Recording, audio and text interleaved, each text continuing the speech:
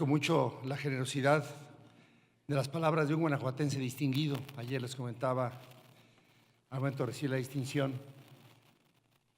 cité un guanajuatense del siglo XVIII distinguido, uno del XIX, y cité al del siglo XX, y cité precisamente a Roberto Tapia Coñer, una persona al que admiro, respeto, quiero, y la verdad, en las trincheras donde te he visto, Roberto, siempre aportándole al mundo, no solamente a México. Enhorabuena, Guanajuato se llena de orgullo con tu labor. Laura, su esposa, que también forma parte clave para que puedas estar tú trabajando. Y ella decía que estabas viviendo y coleando, vean que es cierto.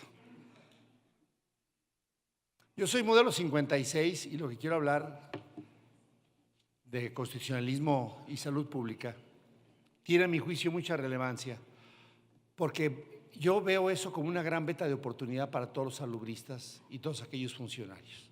Entonces, en los próximos minutos estaré comentando. Se llama constitucionalismo a cualquier régimen político que tiene como reglamentación una carta magna, como existe en México. Y apenas existe hace 100 años. Entonces vamos a hacer un pequeño recorrido a través de este guión. Vamos a hablar de que la salud es la resultante de algo. Después voy a hablar un poco del ADN guanajuatense poniendo 2 ejemplos. Voy a hablar un poco de la evolución del constitucionalismo. Voy a hablar de un grupo de constituyentes. Y por último, voy a dejar tarea a los salubristas y a esta sociedad. Primero, ponernos de acuerdo en lo que estamos hablando. La salud, la gente la confunde con atención médica. Y la salud resultante, y aquí don Manuel Urbina, que ha sido un luchador de los determinantes sociales, tiene que ver con la persona, su genética, su educación y estilos de vida. Tiene que ver con el medio ambiente, con los determinantes de la salud. Tiene que ver con la salud pública en sus accesos y los servicios. Y por último, en los servicios de salud, acceso y calidad. Y a diferencia de lo que puede pasar en el área médica, en la ley, la palabra es fondo, no es forma. Una palabra significa fondo. Y esto tiene mucha relevancia cuando uno quiere incidir en las políticas de salud pública. El sistema jurídico mexicano hoy, cuando habla de salud, primero, somos un pacto social de 120 millones de mexicanos, esa constitución del 17 que ha tenido una cantidad de reformas impresionantes, la última en 2011, va a la par con los derechos humanos, un nuevo modelo garantista en México del derecho positivo. Después siguen las leyes generales, entre esas la de salud, pero también la de autismo, pero también las leyes de ingresos para los impuestos saludables, también el presupuesto de egresos para los… También la ley del IMSS y también la ley del ISSSTE y también la ley de las Fuerzas Armadas. La salud se integra con muchas leyes, no nomás como a veces queremos verla con la Ley General de Salud. Después vienen las constituciones de los estados. Cuando hablan de una norma oficial mexicana, hablan de una norma derivada de una ley federal, o sea, el tercer nivel, y que puede ser un obligatorio. Entonces, uno debe tener, incursionar en eso. Miren, los diputados, ya ven cómo son los diputados, ustedes que son listos, en menos de 3 días pueden saber muy bien el tema. Entonces hay que incursionar un poquito más en esto, meterse un poquito más, conocerlo un poquito más y vivir más políticamente.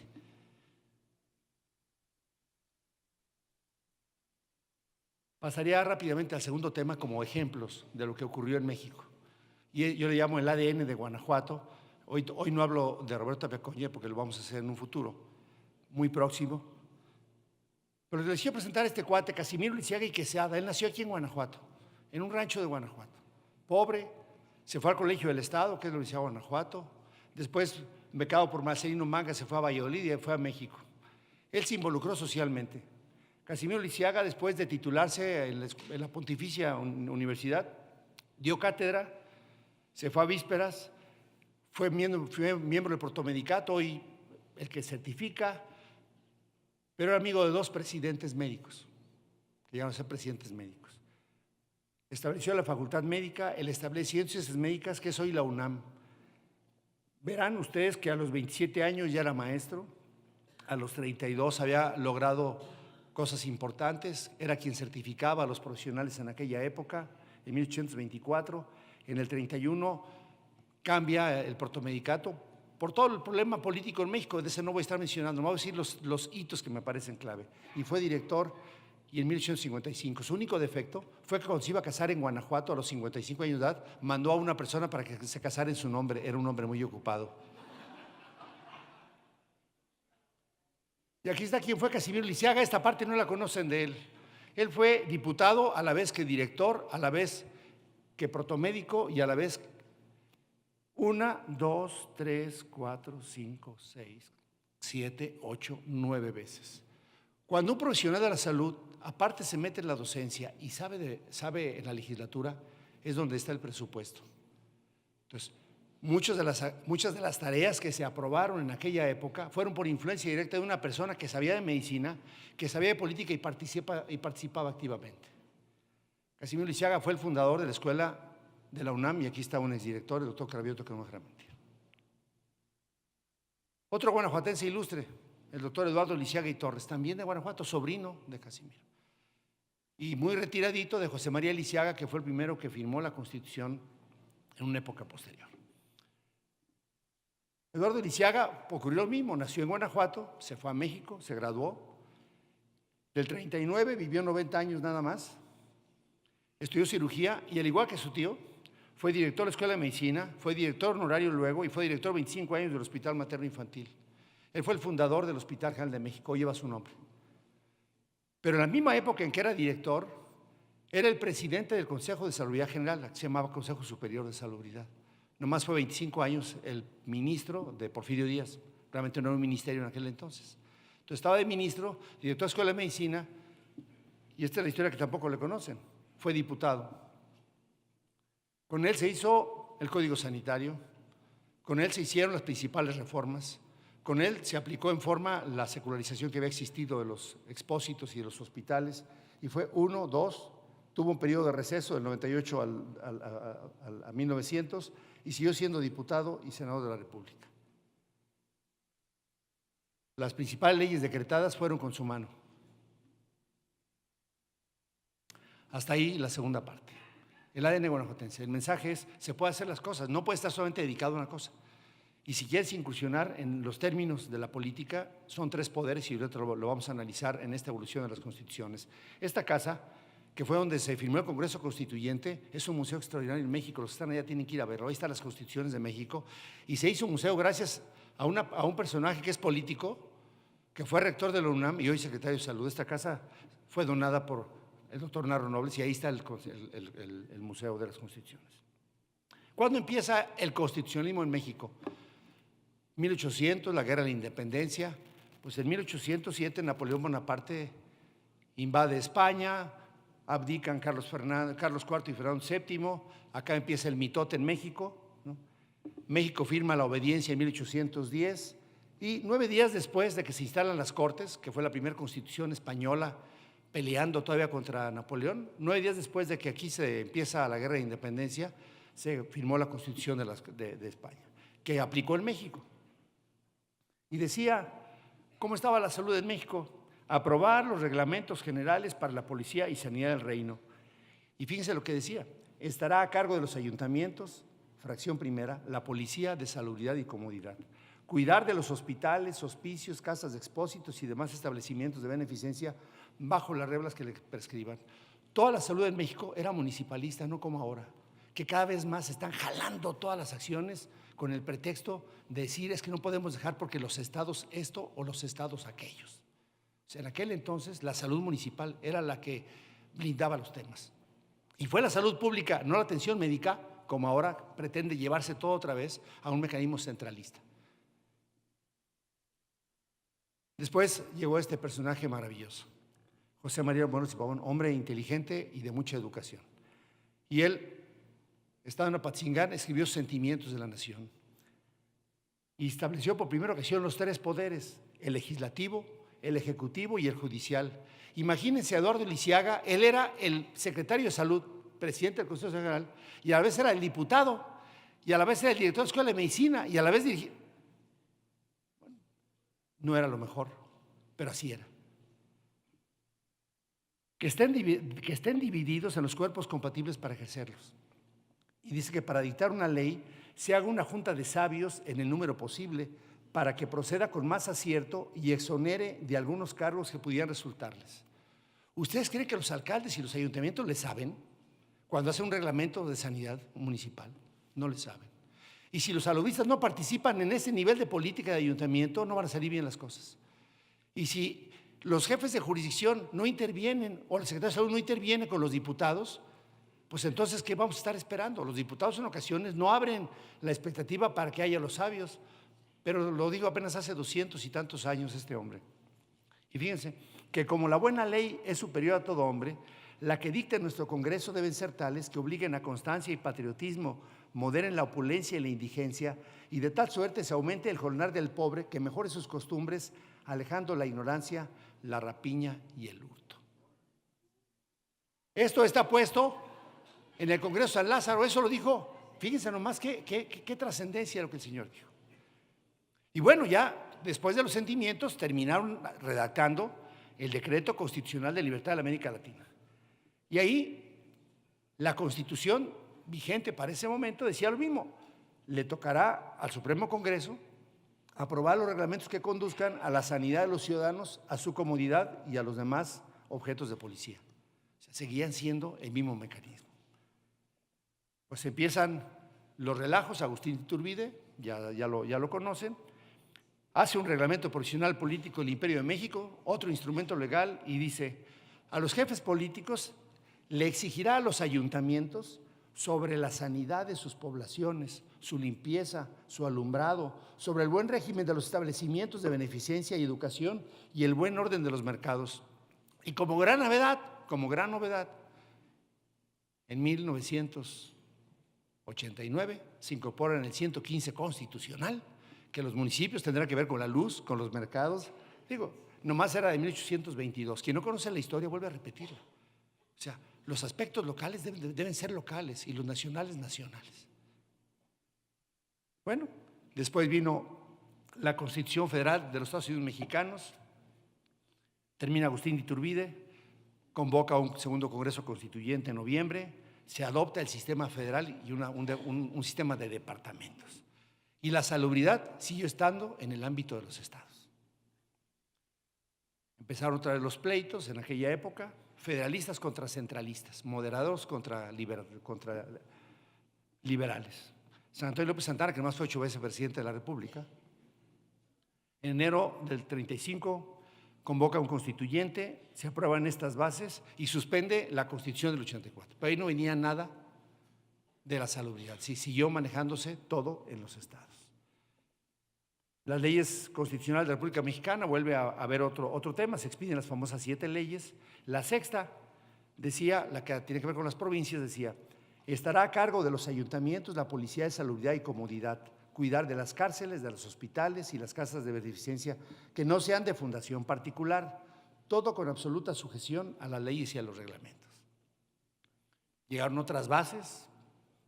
En 1943 se formó otra vez la Junta Nacional Legislativa, y las asambleas departamentales tenían la facultad de cuidar de la salud pública y reglamentar lo conveniente para conservarla. Y las asambleas departamentales eran todas en los estados y en los municipios. Llega el Acta de Reformas, imagínense, en aquella época también, se instala otra vez el constituyente en el 46 y dice: vamos a regresar a la del 24, y Mariano Otero presenta un anexo de Acta de Reformas. Siguió la discusión hasta que son derrotados los conservadores. Se genera el Plan de Ayutla, se hace otro constituyente ordinario, se expide en el 56 este estatuto orgánico y le da exactamente las mismas atribuciones. La salud seguía dependiendo desde lo local. En el 56 se instala el constituyente después del triunfo rotundo de los liberales. Se publica en el 57 esta constitución que seguían las luchas, o sea, había guerra primordialmente en el Distrito Federal y los de provincia que le entraban de vez en cuando. Y aquí viene el primer artículo que sigue siendo vigente, está en otro número, pero sigue siendo vigente. Dice: las facultades que no estarán expresamente concedidas a los funcionarios federales, entonces le tocan a los estados. Cuando eres diputado local te dicen: ¿por qué no legislas sobre eso? Pues porque es facultad de allá, sigue siendo vigente. ¿Por qué no vacunan sobre vacunas? ¿Por qué no legislan sobre vacunas? Porque depende de allá. ¿Y por qué no sobre ojo? Depende de allá. ¿Y por qué no sobre oídos? Porque depende de allá. Y cuando tú le quitas el contenido que vamos a ver en la última parte, se van a dar cuenta que sí es importante que participemos más. Llega Maximiliano, en el 62 viene la intervención francesa, él aborda en el 64, expide su estatuto provisional, que nunca entró en vigencia, por cierto, Lo abandonan los franceses, lo fusilan aquí cercanos, en un estado cercano, en Veracruz, nunca entró en vigor, y prevalece la del 57 que decía, todo va para los municipios. Y esta es la principal gran reforma. Eduardo Lisiaga fue el que la propuso. Él dice, mira, el problema estaba, y me dice, 1900,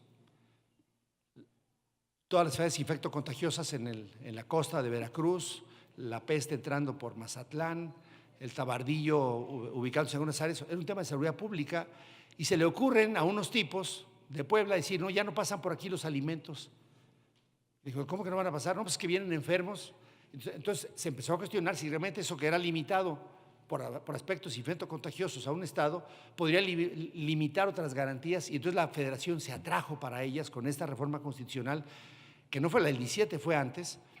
Él quería regular la salubridad pública, esa fue la propuesta. Y la salubridad pública de las costas y fronteras. Pues había certificados para decir, llegó en barco, ¿vienen enfermos o no? ¿Se bajan o no se bajan? ¿Se van a un albergue temporal o no? Esa fue la propuesta de reforma por Eduardo, pero sin embargo, al final va como quedó, fíjense. Todo hombre tiene derecho para entrar y salir de la República, viajar por su territorio y mudar de residencia, y a las limitaciones que imponga la ley sobre emigración e inmigración y salubridad general de la República. Desde ahí surge el concepto hoy vigente en México. Y el Congreso tiene la facultad para dictar leyes sobre migración y salubridad general de la República, pero seguía siendo periférico. Solamente los aspectos infectocontagiosos tenían centralizados. En 1917, pues ya saben, nuestra Constitución, la primera de garantías sociales, impresionante. Bueno, apenas en el 2018, la mitad de las candidaturas de cualquier partido deberán ser la mitad mujeres y la mitad hombres. Los sentimientos de la nación decía que iba a haber igualdad entre hombres y mujeres. Y la gran bondad que tuvo esta ley es decir, oiga, quedan prohibidas las labores insalubres o peligrosas para las mujeres en general y para los jóvenes menores de 16 años. Queda también prohibido a unos y a otros el trabajo nocturno industrial. ¿Cómo es el ser humano que pasan miles de años para saber que una mujer embarazada no puede estar cargando piedras? Bueno, esa fue la gran reforma constitucional del 17, y por esto y otras partes de las garantías sociales hizo que nuestra Constitución fuera la primera en el mundo que reconociera el mecanismo social. Y bueno, pues que a las mujeres durante los 3 meses anteriores al parto, pues que no tuvieran trabajos físicos que exigieran esfuerzo material considerable, y que el mes siguiente al parto disfrutaran forzosamente de descanso, debiendo seguir su salario íntegro y conservar su empleo y los derechos que hubieran adquirido por su contrato. Y les voy a presentar ahorita una comparativa rápida de cómo quedó hace 100 años y cómo está hoy en este tema. O sea, la influencia que tuvo Eduardo Lisiaga, y ahorita les voy a hablar del personaje que tuvo esta Constitución, casi no se ha cambiado. Pero es una fuerza tal de Estado, ¿cómo pudieron aconsejar algo así y cómo lo pudieron lograr? Bueno, en vez de ley de soberanía, le puso nacionalidad y condición jurídica a los extranjeros. Fue el único cambio y se dio en 1934, un solo cambio en uno de los párrafos. Ya en las bases constitucionales, dice, el Consejo de Salubridad General dependerá directamente del presidente de la República, sin intervención de ninguna Secretaría de Estado, y sus disposiciones generales serán obligatorias. Sigue siendo vigente. En caso de epidemia de carácter grave o peligro de invasión de enfermedades exóticas en el país, el Departamento de Salubridad, acuérdense que eran departamentales, y ahora se cambió nomás a ponerle la Secretaría de Salud, y eso fue en el 2007. Tendrán la obligación de dictar inmediatamente las medidas preventivas indispensables, a reserva después de ser sancionadas por el presidente de la República. ¿En qué país un secretario hace las cosas y luego le avisa al preciso? La tercera base, la autoridad sanitaria será ejecutiva y tiene disposiciones que serán obedecidas por las autoridades administrativas del país. Sigue siendo vigente. Y las medidas que el Consejo haya puesto en vigor en la campaña contra el alcoholismo y la venta de sustancias que envenenan al individuo y degeneran la raza, ahora le pusieron, o degeneran la especie humana, así somos la raza y más si son del norte, así como las adoptadas para prevenir y combatir la contaminación ambiental, modificación hecha en el 71. Es decir, ese permaneció exactamente igual.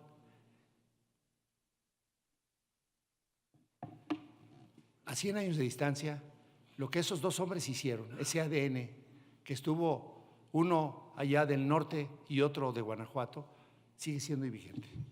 Con una modificación hecha por el doctor Soberón a la Constitución, que es la que nos trae muy atados y que no debía ser así, a mi juicio. Se me olvida demasiado, y es la última parte del tema, que no son realmente las doctrinas las que están en el poder, sino unos individuos y unos temperamentos. Gracias a esto, un funcionario le imprime un sello personal a la doctrina propia del poder al que sirve y en ocasiones hasta la modifica. La historia nos enseña cómo hemos llegado hasta donde ahora estamos y cuáles son las tareas que a nosotros nos toca desempeñar. La historia nos ha enseñado que en el campo de la política los dichos y los hechos no siempre se corresponden. Los salubristas son gente extraordinaria y poniéndose las pilas en estos temas haríamos un cambio sustantivo en el país. Y a las pruebas me remito. Esto fue Querétaro, aquí empezaron a llegar. Imagínate que tú estás allá en Baja California y te digan, oye, preséntate a Querétaro porque saliste electo diputado, ¿no? ¿Cómo se venían de Baja California a Querétaro? En 1917 había hambruna, estaba la revolución, había guerrillas por todos lados, asaltos por todos lados. Bueno, ¿mandé? No, ni de chiste, Roberto, no, ni de chiste. 59 abogados, 33 militares y 21 médicos. ¿Cuánta influencia tenía el médico? Porque siempre estaba diciendo, ¿cómo estábamos? ¿A cómo estamos? O sea, ¿cuánta influencia puede tener la gente que hoy tiene doctorados y maestrías? En 1917 la Constitución de Guanajuato, y no la federal, decía que las mujeres podrían votar. Nada más que les pedían que supieran leer y escribir. 1 de cada 10 era alfabeta en 1917. Igual pasaba en México. Hoy le llamamos como acceso efectivo, ¿no? Tienes derecho a la salud, pero no acceso efectivo. Esos fueron los médicos constituyentes. Y aquí el mensaje que les quiero decir es, fueron hombres ordinarios como ustedes y como yo, pero lograron una fracción extraordinaria en la Constitución y lograron cambiar un México con una visión de compromiso social. Este fue el Teatro Iturbide, donde está aquí cerca, los que vengan de fuera, está aquí a 1 hora y media Querétaro para que puedan conocerlo. Y este fue el campeón junto con Eduardo Lisiaga. A la vez que era diputado, era el presidente del Consejo Superior de Salubridad, José María Rodríguez y Rodríguez. Él se vino con Venustiano Carranza desde Coahuila y combatió.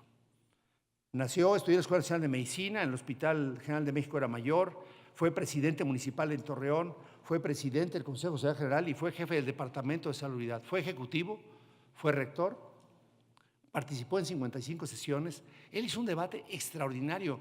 Hoy lo pueden encontrar en internet, pónganle debates del constituyente, vean en el tomo 2 a José María Rodríguez y son unas cartas como las que pone Roberto Tapia cuando nos regañaba a todos.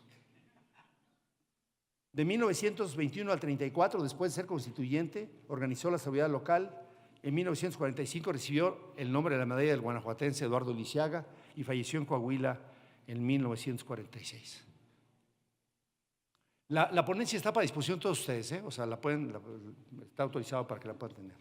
Este cuate fenomenal, Miguel Alonso Romero, del 90 al 74 por Yucatán, fue diputado por el 5º distrito. Estudió medicina en Mérida, hizo su doctorado en pediatría en la Sorbona. Participó en 55 sesiones, él discutió el 73. El 73 fue el bueno para la salud pública en México. Fue jefe de los servicios médicos del sureste, el presidente del Ateneo, antes había los Ateneos, no eran universidades, fue el presidente del Ateneo Peninsular, fue presidente municipal de la Ciudad de México y fue ministro plenipotenciario en Japón, China y Venezuela, nomás hablaba 7 idiomas. Un guanajuatense extraordinario, Jesús López Lira. Nació en Salamanca, era médico y farmacéutico. Él fundó en Guanajuato el Partido Intereccionista, es decir, no estaban en el consultorio o solamente vacunando, o sea, participaban en la política y en ese momento decidió hasta cerrar su consultorio para irse a combatir. Aquí en el Bajío se culminó la revolución. En el Bajío perdió Villa. En el Bajío le cortaron la manita a uno que fue luego presidente, a Obregón. Él participó en las batallas, fue teniente coronel, fue secretario del Congreso Constituyente, discutió muchos artículos, primordialmente de educación, fue presidente municipal de Guanajuato y fue miembro del Consejo de Salubridad. Arturo Méndez, San Luis Potosí, Él era de Tamaulipas, se fue a San Luis Potosí, se graduó en la Escuela Nacional a los 21 años, fue profesor y director de la Universidad Potosina, era el Instituto Científico Literario, fue regidor y presidente municipal de su capital, participó en 59 sesiones, fue médico de los ferrocarriles nacionales y tuvo los cargos en la Secretaría de Salubridad y en el Hospital Militar. Alfonso Cabrera de Zacatlán, Puebla.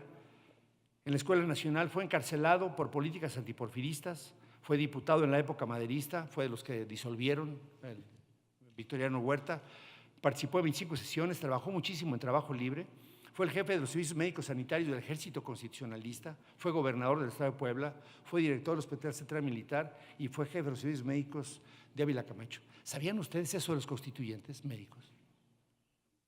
Alberto Román.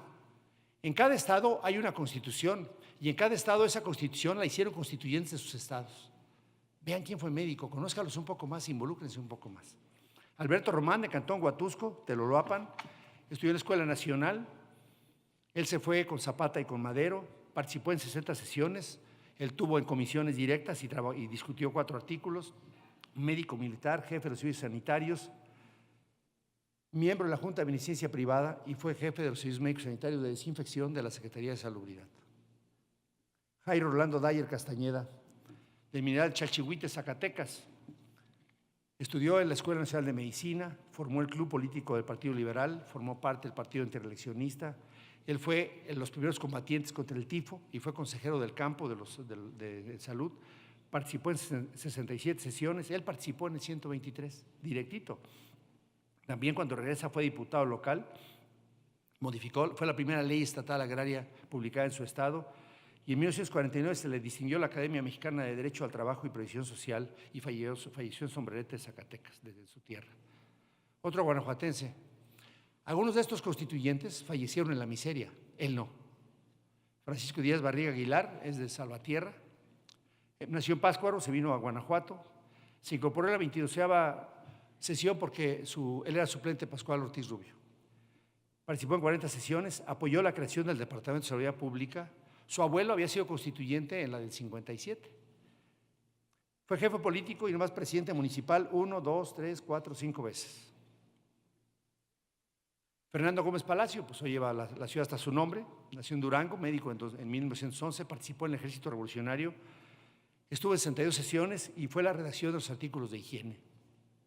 Salvador Guzmán Esparza, en Puebla, ahí estudió en la Escuela Nacional, formó el Club Antireeleccionista, fue presidente de la Sociedad de Alumnos, fue encarcelado y escapó, formó parte como ejército en el ejército constitucionalista, 63 sesiones y él le tocó la redacción de estilo.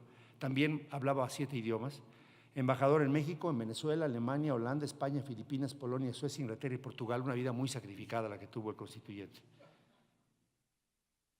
Antonio Guerrero, de Actopan, en Chinabambo, Sinaloa, realizó estudios de medicina, fue general jefe de operaciones, se unió en 1912, él era de Álvaro Obregón, asistió a 66 sesiones, no participó de manera activa, siguió la carrera militar, fue general de división y falleció en Chihuahua.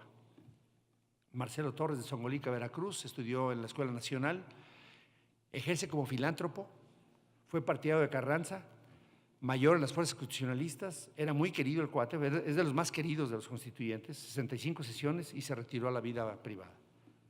Ignacio Roel Treviño, de Baja California, el único diputado, él estudió en Monterrey, se fue a Baja California, fundó los periódicos políticos de la sesión, se fue a Monterrey, participó muy poco, yo no sé cómo llegó acá a Querétaro, pero estuvo participando directo y falleció en Monterrey.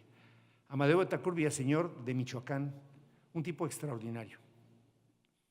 58 sesiones, su suplente luego nomás era Lázaro Cárdenas. El director de la Oficina de Higiene Industrial y Departamento de Seguridad Pública, fue miembro del Consejo de Seguridad General, fue miembro de la Comisión Técnica de Lucha contra Tuberculosis, Roberto, fue médico higienista de la industria petrolera mexicana, ahí falleció, Betancourt. Gilberto de la Fuente, de Huachinango, él estudió en Monterrey, se fue a Puebla, formó en 1903 también fue el Club Político Antireeleccionista, fue médico militar en la campaña maderista, fue coronel, no participó en ningún debate. Cayetano Andrade, de Michoacán, muy bueno este cuate. De Moroleón, él estudió en el Colegio de San Nicolás, fue 50 sesiones, él era muy escritor, él redactaba las leyes, él era un cirutorio, pues, como yo, cirujano de escritorio. Fue diputado federal 3 ocasiones, diputado por Guanajuato en 2 ocasiones, fue en el Hospital General, fue inspector médico, fue director del periódico oficial y director de información de la Secretaría de Gobernación. Él estuvo siempre muy activo en la política. El doctor Fernando Moreno en Simantepec, en Toluca, Estado de México, estudió en el Instituto Científico Literario, médico en 1907, fue de los primeros promaderistas. Él en 1916 ya había participado en la federalización de la educación primaria y normalista en 46 sesiones, fundó el Partido Radical Independiente, en 1923 fue regidor de Toluca. Manuel Martínez Solórzano, él tiene un museo en Michoacán extraordinario, Morelia, vayan a visitarlo. Fue médico en San Nicolás, fue director del Colegio Michoacano de San Nicolás, donde realizó investigaciones sobre plantas. Fue un experto en esa área, participó en 41 sesiones, nunca participó en un debate, pero se dedicó el resto de su vida a hacer una colección de ciencias biológicas y mineralógicas. ¿Quiénes son de Michoacán? ¿Conocen su museo? No, ma. José Pilar Ruiz, de 78 al 62, en Morelia, en Michoacán. También fue médico revolucionario, fundó el Hospital Militar, participó en las batallas de Celaya, fue director de la Escuela de Medicina en Michoacán también y fue diputado federal en la siguiente legislatura. También un tipo que participó en algunas redacciones, pero no de manera activa en los debates. Agustín Garza González, él nació en Pesquería, Nuevo León, desde el 3 andaba como político antireeleccionista, fue alcalde suplente de Monterrey, Carranza lo nombra cónsul en Bronzeville, lo nombra luego administrador de la aduana, participa en 33 sesiones, fue diputado local y creó la nueva Constitución allá en Nuevo León, fue director del Hospital Belisario Domínguez en Nuevo León, vicepresidente del Consejo Superior de Salubridad y hasta el 35 fue el jefe de los servicios sanitarios cuando fallece. José Franco Espinosa, él falleció en Querétaro como constituyente, nació en Otumba, se sumó al movimiento maderista, fue apresado en Santiago de Tlatelolco, escapó, participó en el Hospital Militar de Orizaba, fue inspector de bienes nacionales y estando en Querétaro pasó a mejor vida. Se dice que alguien pasa a mejor vida cuando muere o cuando llega a senador. El doctor Carlos Villaseñor Villanueva, de Ciudad Guzmán, Guadalajara, también muy querido en su tierra. Él era médico y farmacéutico, fue en el Constituyente, fue disuelta por Huerta, fue médico de sanidad, participó en 11 sesiones, pero luego se distinguió por la química. Fue miembro de la Sociedad de Química, profesor vitalicio de la Facultad de Medicina, director vitalicio de la Facultad de Ciencias Químicas y fue miembro de honor de México en el Congreso de Farmacia en La Habana. Gabino Banderi Mata, aunque no fue médico, él se salió de medicina para participar en la revolución. Formó parte, se fue hasta Texas para participar allá, 5 sesiones. Hay 2 biografías, una en la que dice que falleció por accidente y otra que fue pasado a mejor vida. Última parte, ¿qué hacer? ¿Qué le toca a este plan de trabajo de la Sociedad de Salud Pública? Si ahorita sumáramos los talentos y los temperamentos y las capacidades de todos los salubristas, encabezado por gente que tiene la visión del mundo y una preparación impecable para la que tuvieron aquellos hombres en 1917, pudieron hacer muchas más cosas. Esta es la ley de salud. Y ahorita hay 3 leyes generales: la de salud, la del tratamiento para personas con espectro autista, ¿y cuál es la última? La del tabaco. En el 84 se forma con una sola intención. La reforma constitucional estaba planteada para que el IMSS se fusionara y no se pudo. Entonces, el artículo 13 de la Ley General de Salud quita al IMSS y al ISSSTE y a las demás cosas. Entonces, por más que se diga de la unidad, nunca va a ser la unidad porque la propia ley lo separa y hay leyes diferentes para cada una. Se reformó 2 veces en el primer quinquenio, una vez en el segundo, una vez en el tercero, 9 veces en el cuarto. Ahí hagamos un poco de foco cuando llega Vicente Fox y que empezó a cambiar el Congreso del 77. Y digo, alerto esto porque Lourdes Mota insistió mucho que ¿qué tal que llegue un presidente antivacunas? No, el presidente, puede llegar 300 diputados antivacunas y 200 senadores antivacunas. O sea, son más peligrosos. Somos más peligrosos. 24 cambios en el siguiente quinquenio, 41 cambios en el último quinquenio y en lo que va de ahorita, 32. El último, la 110, fue el 17 de noviembre para modificar la Ley de Salud en términos de manejo de cadáveres, ante una ley que se expidió para personas que desaparecen en México. ¿Cuántos cambios en la ley? Pero de esos cambios, el transitorio tiene el diablo. Cuando una ley dice, y se hace con los mismos recursos, es que no va a haber más. Y aquí una nota aclaratoria. Quien tiene la facultad para presentar la iniciativa del presupuesto es el presidente. Quien la aprueba es el Congreso, pero lleva mano en todo el presidente. Entonces, no es que los diputados no hayamos querido asignar. De hecho, hubo una ocasión en que le modificaron a un presidente en el Congreso de manera sustantiva su presupuesto, y él se llamaba Vicente Fox, y fue ante el otro poder y le dice, oye, no me pueden estar moviendo el presupuesto. Y se le concedió el amparo y se declaró inconstitucional la reforma que el Congreso quería hacer. O sea, no es tan lejano, es el primer antecedente que se tuvo. Entonces, ¿quién debe poner el dinero para que haya en el autismo? Es el presupuesto federal. ¿Cuál? Bueno, el de la Secretaría de Salud, el del ISSSTE, el del ISSSTE, el del IMSS y el del IMSS, porque son seguridades diferentes, son seguros diferentes.